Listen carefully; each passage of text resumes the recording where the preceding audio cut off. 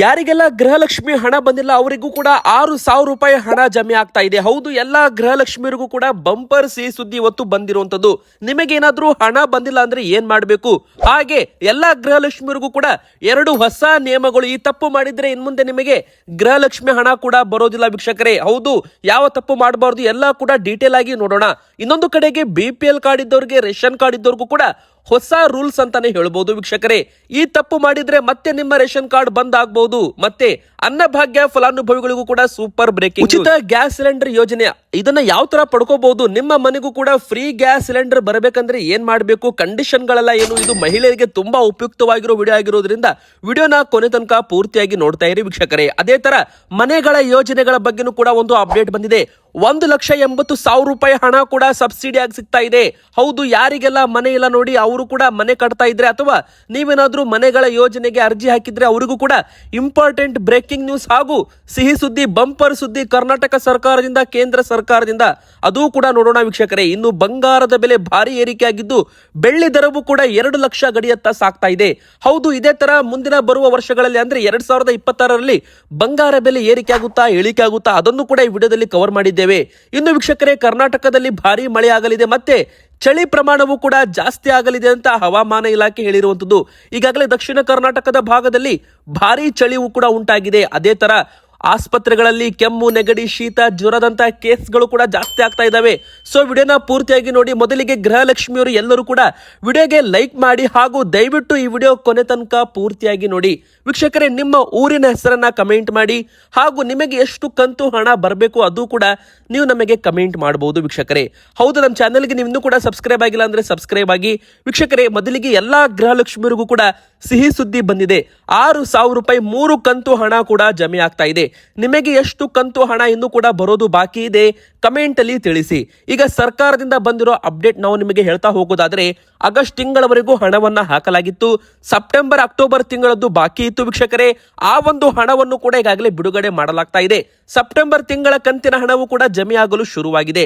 ಯಾರಿಗೆಲ್ಲ ಆಗಸ್ಟ್ ತಿಂಗಳ ಹಣ ಬಂದಿದ್ದಿಲ್ಲ ಅವರಿಗೆ ಆಗಸ್ಟ್ ಹಾಗೂ ಸೆಪ್ಟೆಂಬರ್ 2 ಕಂತು ಕೂಡ 1 ವಾರದ ಗ್ಯಾಪ್ ಒಳಗೆ ಜಮೆ ಆಗಿದೆ. ಹೌದು ವೀಕ್ಷಕರು, ಈಗಾಗಲೇ ಆಗಸ್ಟ್ ತಿಂಗಳದ್ದು ಯಾರಿಗೆಲ್ಲ ಜಮೆ ಆಗಿಲ್ಲ ಅವರಿಗೂ ಕೂಡ ಜಮೆ ಆಗಿರುತ್ತೆ. ಮತ್ತೆ ಇಲ್ಲಿ ಸೆಪ್ಟೆಂಬರ್ ತಿಂಗಳದ್ದು ಇನ್ನೂ 2-3 ದಿನದಲ್ಲಿ ಎಲ್ಲರ ಅಕೌಂಟ್ಗೂ ಕೂಡ ಜಮೆ. ಈಗ ಬಿಡುಗಡೆಯಲ್ಲಿ ಅಕೌಂಟ್ಗೆ ಜಮೆ ಆಗ್ಬೇಕಾಗಿರೋದು ಅಕ್ಟೋಬರ್ ತಿಂಗಳದ್ದು ಮಾತ್ರ. ಇನ್ನು ನವೆಂಬರ್ ತಿಂಗಳದ್ದು ಇನ್ನೂ ಕೂಡ ಬಿಡುಗಡೆ ಆಗಿಲ್ಲ. ಸೊ ಅದು ಮುಂದಿನ ವರ್ಷ ಅಂದ್ರೆ 2026 ಜನವರಿಯಿಂದಲೇ ನಿಮಗೆ ನವೆಂಬರ್ ತಿಂಗಳ ಹಣ ಬರಬಹುದು ವೀಕ್ಷಕರೇ. ಸದ್ಯಕ್ಕಂತೂ ನಿಮಗೆ ಸೆಪ್ಟೆಂಬರ್ ಹಾಗೂ ಅಕ್ಟೋಬರ್ ತಿಂಗಳದ್ದು ಇದೇ ತಿಂಗಳಲ್ಲಿ ಜಮೆ ಆಗುತ್ತೆ. ಇನ್ನು 25ನೇ ತಾರೀಕಿನ ಒಳಗಡೆ, ಹೌದು ವೀಕ್ಷಕರೇ, ಇದೇ ಒಂದು 25ನೇ ತಾರೀಕಿನ ಒಳಗಡೆ ಪ್ರತಿ ಗೃಹಲಕ್ಷ್ಮಿಯರಿಗೂ ಕೂಡ 2 ಕಂತು ಕ್ಲಿಯರ್ ಮಾಡಲಾಗುತ್ತೆ ಎಂಬ ಒಂದು ಭರವಸೆ ಕೂಡ ಕೊಡಲಾಗಿದೆ.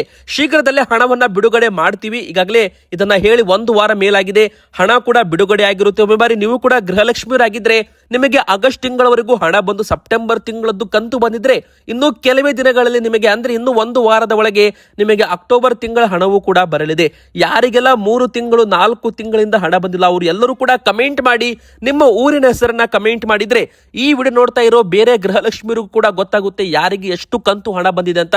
ಹೀಗಾಗಿ ಪ್ರತಿಯೊಬ್ಬರು ಗೃಹಲಕ್ಷ್ಮಿಯರು ಕೂಡ ನಿಮ್ಮ ಊರಿನ ಹೆಸರಿನ ಜೊತೆಗೆ ನಿಮಗೆ ಎಷ್ಟು ಕಂತು ಹಣ ಬರೋದು ಬಾಕಿ ಇದೆ ಕಮೆಂಟ್ ಮಾಡಿ. ಇಂಥವರಿಗೆ ಇನ್ ಮುಂದೆ ಗೃಹಲಕ್ಷ್ಮಿ ಯೋಜನೆ ಹಣ ಬರೋದಿಲ್ಲ ಅಂತ ಹೇಳಲಾಗ್ತಾ ಇದೆ. ಒಂದೇ ಮನೆಯಲ್ಲಿ 2-2, 3-3 ಗೃಹಲಕ್ಷ್ಮಿ ಯೋಜನೆಗಳು ಇದ್ದಾರೆ. ಹೌದು, ಒಂದೇ ಮನೆಯಲ್ಲಿ 2-2, 3-3 ರೇಷನ್ ಕಾರ್ಡ್, 2-2, 3-3 ಗೃಹಲಕ್ಷ್ಮಿ ಪಡೆದುಕೊಳ್ತಾ ಇದ್ದವರಿಗೆ ಇನ್ ಮುಂದೆ ಬ್ರೇಕ್ ಅಂತಾನು ಕೂಡ ಇಲ್ಲಿ ಹೇಳಲಾಗ್ತಾ ಇದೆ. ಇನ್ನೊಂದು ಕಡೆಗೆ ಯಾರೆಲ್ಲ GST ಸರ್ಕಾರಕ್ಕೆ ರಿಟರ್ನ್ಸ್ ಅನ್ನ ಮಾಡ್ತಾ ಇದ್ದಾರೆ, GST ರಿಟರ್ನ್ಸ್ ಮಾಡ್ತಾ ಇದ್ದಾರೆ, ಅವ್ರಿಗೂ ಕೂಡ ಇನ್ ಮುಂದೆ ಒಂದು ಹಣ ಬರಲ್ಲ ಅಂತ ಹೇಳಲಾಗ್ತಾ ಇದೆ ವೀಕ್ಷಕರೇ. ಇನ್ಕಮ್ ಟ್ಯಾಕ್ಸ್ ತೆರಿಗೆ ಪಾವತಿ ಮಾಡ್ತಾ ಇದ್ದ ಗೃಹಲಕ್ಷ್ಮಿಯರ ಯಜಮಾನರು ಇದ್ರೆ ಅವರಿಗೂ ಕೂಡ ಗೃಹಲಕ್ಷ್ಮಿಯರಿಗೆ ಹಣ ಬರೋದಿಲ್ಲ ಅಂತ ಹೇಳಲಾಗಿದೆ. ಇನ್ನು 3 ಲಕ್ಷ ರೂಪಾಯಿ ಸಾಲ ಸೌಲಭ್ಯವು ಕೂಡ ಈಗಾಗಲೇ ಓಪನ್ ಆಗಿದೆ. ನೀವು ಕೂಡ ಬೇಗನೆ ಅರ್ಜಿ ಹಾಕೋದ್ರ ಮೂಲಕ 3 ಲಕ್ಷ ರೂಪಾಯಿ ಸಾಲ ಸೌಲಭ್ಯ ಗೃಹಲಕ್ಷ್ಮಿ ಯೋಜನೆ ಅಡಿಯಲ್ಲಿ ಪಡೆದುಕೊಳ್ಳಬಹುದು. ಗೃಹಲಕ್ಷ್ಮಿ ಸಹಕಾರ ಸಂಘದಲ್ಲಿ ಯಾರು ಮೊದಲು ಈ 1,000 ರೂಪಾಯಿ ಕೊಟ್ಟು ಮೆಂಬರ್ಶಿಪ್ ಆಗ್ತಾರೆ ಅವರಿಗೆ ಮೊದಲು ಅಂತಾನು ಕೂಡ ಹೇಳಲಾಗಿದೆ. 90 ದಿನಗಳವರೆಗೂ ಸಮಯಾವಕಾಶ ಕೊಡಲಾಗುತ್ತೆ ಅಂತಾನು ಕೂಡ ಹೇಳಲಾಗಿದೆ ವೀಕ್ಷಕರೇ. ಬನ್ನಿ ಈಗ ಇಂದಿರಾ ಕಿಟ್ ವಿತರಣೆ ಬಗ್ಗೆ BPL ಕಾರ್ಡ್ ಇದ್ದವರಿಗೂ ಕೂಡ ದೊಡ್ಡ ಬ್ರೇಕಿಂಗ್ ನ್ಯೂಸ್ಗಳು ಬರ್ತಾ ಇದ್ದಾವೆ. ಹೌದು, ಇನ್ ಮುಂದೆ ಅಕ್ಕಿ ಜೊತೆಗೆ ಉಚಿತ ದಿನಸಿ ಕಿಟ್ ಅಂದ್ರೆ ಇಂದಿರಾ ಕಿಟ್ ಕೂಡ ವಿತರಣೆ ಮಾಡಲಾಗುತ್ತೆ. ಇದರಲ್ಲಿ ಅಡುಗೆ ಎಣ್ಣೆ ಇರುತ್ತೆ, ಉಪ್ಪು, ಸಕ್ಕರೆ ಹಾಗೂ ತೊಗರಿ ಬೇಳೆ ಕೂಡ ಇರುತ್ತೆ. ಆದ್ರೆ ವೀಕ್ಷಕರೇ, ಈ ಒಂದು ಇಂದಿರಾ ಕಿಟ್ಟು ಜನವರಿ ತಿಂಗಳಲ್ಲಿ ಸಿಗಲ್ಲ, ಫೆಬ್ರವರಿ ತಿಂಗಳಲ್ಲಿ ಜನರ ಕೈಗೆ ಸೇರುತ್ತೆ. ಅಧಿಕೃತವಾಗಿ ಇಂದಿರಾ ಕಿಟ್ ಏಕಕಾಲದಲ್ಲಿ 1,27,00,000 ಕುಟುಂಬಕ್ಕೆ ಇಂದಿರಾ ಕಿಟ್ ಅನ್ನ ವಿತರಣೆ ಮಾಡಲಾಗುತ್ತೆ. ಈಗಾಗಲೇ ಸಿದ್ಧತೆ ಕೂಡ ಮಾಡಿಕೊಳ್ಳಲಾಗ್ತಾ ಇದೆ ಅಂತ ಹೇಳಲಾಗಿದ್ದು, ಎಲ್ಲಾ ಇಂದಿರಾ ಕಿಟ್ ಗಳಿಗೂ ಕೂಡ QR ಕೋಡ್ ಹಾಕಲಾಗುತ್ತೆ. ಒಂದು ವೇಳೆ ಜನರು ಏನಾದ್ರೂ ಹಣಕ್ಕಾಗಿ ಇಂದಿರಾ ಕಿಟ್ ಮಾರಾಟ ಮಾಡಿದ್ಯಾದಲ್ಲಿ ಅಥವಾ ಸರ್ಕಾರ ಕೊಡುವ ಪಡಿತರವನ್ನ ಮಾರಾಟ ಮಾಡಿದ್ಯಾದಲ್ಲಿ ಅವರ ವಿರುದ್ಧ ಕ್ರಮ ತೆಗೆದುಕೊಳ್ಳೋದು ಮಾತ್ರ ಅಲ್ಲ, 6 ತಿಂಗಳವರೆಗೂ ಅವರ ಒಂದು BPL ಕಾರ್ಡು ರದ್ದಾಗಬಹುದು ವೀಕ್ಷಕರೇ. ಅಂದ್ರೆ ಇಲ್ಲಿ ನ್ಯಾಯಬೆಲೆ ಅಂಗಡಿಯವರಿಗೂ ಕೂಡ ಇದು ಅನ್ವಯವಾಗುತ್ತೆ. ಯಾರಾದ್ರೂ ಹಣಕ್ಕೋಸ್ಕರ ಇಂದಿರಾ ಕಿಟ್ಗಳನ್ನ ಮಾರಾಟ ಮಾಡಿದ್ಯಾದಲ್ಲಿ ಅವರ ಮೇಲೂ ಕೂಡ ಕ್ರಮ ತೆಗೆದುಕೊಳ್ಳಲಾಗುತ್ತೆ ಅಂತ ಹೇಳಲಾಗಿದೆ. ವೀಕ್ಷಕರೇ, ಈ ತಪ್ಪು ಯಾರು ಕೂಡ ಮಾಡಬೇಡಿ. ಯಾಕಂದ್ರೆ ಪ್ರತಿಯೊಂದು ಇಂದಿರಾ ಕಿಟ್ ಮೇಲೂ ಕೂಡ QR ಕೋಡ್ ಸ್ಕ್ಯಾನರ್ ಅಳವಡಿಸಲಾಗುತ್ತೆ. ಆ ಒಂದು QR ಕೋಡ್ ಸ್ಕ್ಯಾನ್ ಮಾಡಿನೇ ನ್ಯಾಯಬೆಲೆ ಅಂಗಡಿಗಳಿಂದ ಇಂದಿರಾ ಕಿಟ್ಟು ಜನರಿಗೆ ವಿತರಣೆ ಮಾಡಲಾಗುತ್ತೆ. ಒಂದು ವೇಳೆ ಯಾರಾದ್ರೂ ಮಾರಾಟ ಮಾಡಿದ್ದು ಕಂಡು ಬಂದಲ್ಲಿ ಅದರ ಮೇಲಿರೋ ಸ್ಟಿಕರ್ ಅಥವಾ QR ಕೋಡ್ ಸ್ಕ್ಯಾನ್ ಮಾಡಿದ್ರೆ ಅದು ಎಲ್ಲಿಂದ ಬಂದಿದೆ, ಯಾವ ನ್ಯಾಯಬೆಲೆ ಅಂಗಡಿಯಿಂದ ಬಂದಿದೆ, ಯಾರಿಗೆ ಸೇರಿದ್ದು ಎಲ್ಲ ಕೂಡ ಗೊತ್ತಾಗುತ್ತೆ.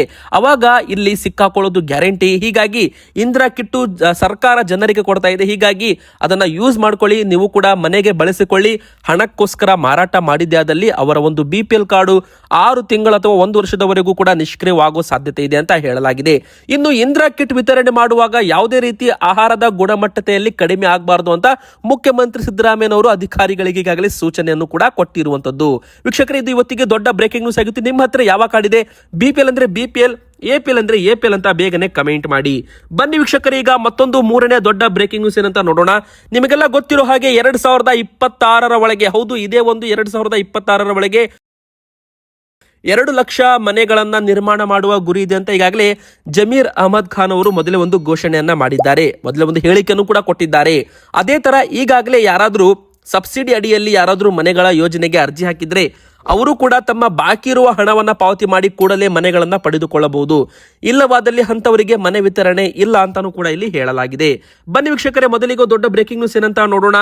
ಉಚಿತ ಮನೆಗಳ ಯೋಜನೆಗಳು ಯಾವುದು ಕರ್ನಾಟಕದಲ್ಲಿ, ಅದರ ಬಗ್ಗೆನೂ ಕೂಡ ಒಂದು ಅಪ್ಡೇಟ್ ಬಂದಿದೆ. ಹೌದು, ಬಸವ ವಸತಿ ಯೋಜನೆ ಅಥವಾ doctor BR Ambedkar housing scheme ಅಥವಾ PM ಆವಾಸ್ ಯೋಜನಾ, ರಾಜೀವ್ ಗಾಂಧಿ ವಸತಿ ಯೋಜನಾ, ಈ ಒಂದು ಯೋಜನೆಯಡಿಯಲ್ಲಿ ಮನೆಯಿಲ್ಲದವರಿಗೆ ಮತ್ತು ಸ್ವಂತ ಮನೆಯಿಲ್ಲದವರಿಗೆ ಮತ್ತು ಕಚ್ಚಾ ಮನೆಯಲ್ಲಿದ್ದವರಿಗೂ ಕೂಡ ಮನೆಗಳನ್ನ ವಿತರಣೆ ಮಾಡಲಾಗುತ್ತೆ. ಅಂದ್ರೆ ಇಲ್ಲಿ ಕಡು ಬಡತನದಲ್ಲಿದ್ದವರಿಗೆ ಮತ್ತೆ ಇಲ್ಲಿ ಆಫ್ಲೈನ್ ಅಥವಾ ಆನ್ಲೈನ್ ಕೂಡ ಅರ್ಜಿಯನ್ನ ಹಾಕಬಹುದು ಅಂತಾನೂ ಕೂಡ ಇಲ್ಲಿ ಹೇಳಲಾಗಿದೆ. ವೀಕ್ಷಕರೇ, ಇಲ್ಲಿ ಮುಖ್ಯವಾಗಿ ಸರ್ಕಾರದ ಹೊಸ ಮನೆ ಯೋಜನೆ ಯಾರೆಲ್ಲ ಅರ್ಜಿ ಹಾಕಬಹುದು ಅಂತ ನೀವು ಕೇಳೋದಾದ್ರೆ ಕರ್ನಾಟಕದವರಿಗೆ ಮಾತ್ರ ಒಂದು ಆಫರ್ ಅಂತ ಹೇಳ್ಬಹುದು. BPL ಕಾರ್ಡ್ ಇದ್ದ ಕುಟುಂಬಗಳಿಗೆ ಹೆಚ್ಚು ಆದ್ಯತೆಯನ್ನ ಕೊಡಲಾಗುತ್ತೆ. ಮನೆಯಿಲ್ಲದವರು, ಕಚ್ಚಾ ಮನೆ ಇದ್ದವರು ಅರ್ಜಿಯನ್ನ ಹಾಕಬಹುದು. ಎನ್ಯುವಲ್ ಇನ್ಕಮ್ ವರ್ಷಕ್ಕೆ 3 ಲಕ್ಷ ರೂಪಾಯಿ ಒಳಗಡೆ ಆದಾಯ ಇದ್ದವರು ಇದನ್ನ ಹಾಕಬಹುದು. SC ಆಗಿರ್ಬೋದು, ST ಆಗಿರ್ಬೋದು, OBC ಜನರಲ್ ಎಲ್ಲರಿಗೂ ಕೂಡ ವಿವಿಧ ಕೋಟಾಗಳು ಇರುವಂತದ್ದು. Aadhaar card, ration card, income certificate, caste certificate ಅಥವಾ property land documents, passport size photo, mobile number ಕಡ್ಡಾಯವಾಗಿ ಹೊಂದಿರಬೇಕು ಅಂತಾನೂ ಕೂಡ ಇಲ್ಲಿ ಹೇಳಲಾಗಿದೆ. ಕರ್ನಾಟಕ ಹೌಸಿಂಗ್ ಬೋರ್ಡ್ ವೆಬ್ಸೈಟ್ ಅಲ್ಲೂ ಕೂಡ ನೀವು ಅಪ್ಲೈ ಮಾಡಬಹುದು. Rajiv Gandhi housing corporation limited ಅಲ್ಲೂ ಕೂಡ ಪೋರ್ಟಲ್ ಓಪನ್ ಇರುತ್ತೆ, ಅಲ್ಲೂ ಕೂಡ ನೋಡಬಹುದು. ನೀವು ಗ್ರಾಮ ಪಂಚಾಯತಿ ನಾಡ ಕಚೇರಿಯಲ್ಲೂ ಕೂಡ ಇದರ ಬಗ್ಗೆ ಒಂದು ಫಾರ್ಮ್ ಸಿಗುತ್ತೆ, ಹೆಚ್ಚುವರಿ ಮಾಹಿತಿ ನೀವು ಪಡೆದುಕೊಳ್ಳಬಹುದು. ಇನ್ನು PM ಆವಾಸ್ ಯೋಜನೆಗೆ ಡೈರೆಕ್ಟ್ ಆನ್ಲೈನ್ ಪೋರ್ಟಲ್ ಕೂಡ ಇದೆ. ನಿಮಗೆ ಇದರ ಬಗ್ಗೆ ಹೆಚ್ಚು ಇನ್ಫಾರ್ಮೇಶನ್ ಬೇಕಂದ್ರೆ ಉಚಿತ ಮನೆ ಅಂತ ನೀವು ಕಮೆಂಟ್ ಮಾಡಿ ಅಥವಾ ಹೌಸಿಂಗ್ ಸ್ಕೀಮ್ ಬಗ್ಗೆ ಅಂತ ನೀವು ಕಮೆಂಟ್ ಮಾಡಿದ್ರೆ ಇದರ ಬಗ್ಗೆ ನಿಮಗೆ ಸಪರೇಟ್ ಆಗಿ ವಿಡಿಯೋ ಕೂಡ ನಾವು ಮಾಡಿಕೊಡಲಿದ್ದೇವೆ. ಇನ್ನು ವೀಕ್ಷಕರೇ, ಉಜ್ವಲ ಯೋಜನೆಯಡಿಯಲ್ಲೂ ಕೂಡ ಅರ್ಜಿಯನ್ನ ಆಹ್ವಾನಿಸಲಾಗಿದೆ. ಪ್ರಧಾನಮಂತ್ರಿಯವರ ಉಜ್ವಲ ಯೋಜನೆಯಡಿಯಲ್ಲಿ ಹೊಸ ಗ್ಯಾಸ್ ಸಂಪರ್ಕ ಪಡೆಯಲು ಅರ್ಜಿಯನ್ನ ಆಹ್ವಾನಿಸಲಾಗಿದೆ ಅಂತ ಹೇಳಲಾಗಿದೆ. ವೀಕ್ಷಕರೇ, ಈ ಒಂದು ಯೋಜನೆಯ ಮೂಲಕವೂ ಕೂಡ ಕುಟುಂಬಗಳು ಉಚಿತ ಗ್ಯಾಸ್ ಸಿಲಿಂಡರ್, ಮೊದಲ ಗ್ಯಾಸ್ ಸಿಲಿಂಡರ್ ಉಚಿತವಾಗಿ ಪಡೆದುಕೊಳ್ಳಬಹುದು. ನಂತರ ಗ್ಯಾಸ್ ಸಿಲಿಂಡರ್ ಗಳಿಗೆ ಸಬ್ಸಿಡಿ ಕೂಡ ಪಡೆದುಕೊಳ್ಳಬಹುದು ಅಂತ ಇಲ್ಲಿ ಹೇಳಲಾಗಿದೆ. 18 ವರ್ಷ ಮೇಲ್ಪಟ್ಟ ಮಹಿಳೆಯರು ಈ ಒಂದು ಯೋಜನೆಗೆ ಅರ್ಜಿಯನ್ನ ಹಾಕಬಹುದು. ಕುಟುಂಬದಲ್ಲಿ LPG ಕನೆಕ್ಷನ್ ಇರಬಾರದು. ಈಗಾಗಲೇ ಕನೆಕ್ಷನ್ ಹೊಂದಿದ್ರೆ ಅಥವಾ ನೀವೇನಾದ್ರೂ ಈಗಾಗಲೇ ಗ್ಯಾಸ್ ಸಿಲಿಂಡರ್ ಬಳಕೆ ಮಾಡ್ತಾ ಇದ್ರೆ ಅರ್ಜಿ ಹಾಕೋದಕ್ಕೆ ಬರೋದಿಲ್ಲ ಅಂತ ಹೇಳಲಾಗಿದೆ. ವೀಕ್ಷಕರೇ, ಉಜ್ವಲ 2.0 ಅಂತ ಹೊಸ ಒಂದು ಯೋಜನೆಯೂ ಕೂಡ ಹೆಚ್ಚು ಮನೆಗಳನ್ನ ಕವರ್ ಮಾಡಲಾಗಿದೆ. ಹೌದು, ಹೊಸ ಒಂದು LPG ಗ್ಯಾಸ್ ಕನೆಕ್ಷನ್ ಕೊಡೋದಾಗಿ ಈಗಾಗಲೇ ಅಕ್ಟೋಬರ್ ತಿಂಗಳಲ್ಲಿ ಕೇಂದ್ರ ಸರ್ಕಾರ ಘೋಷಣೆ ಮಾಡಿತ್ತು.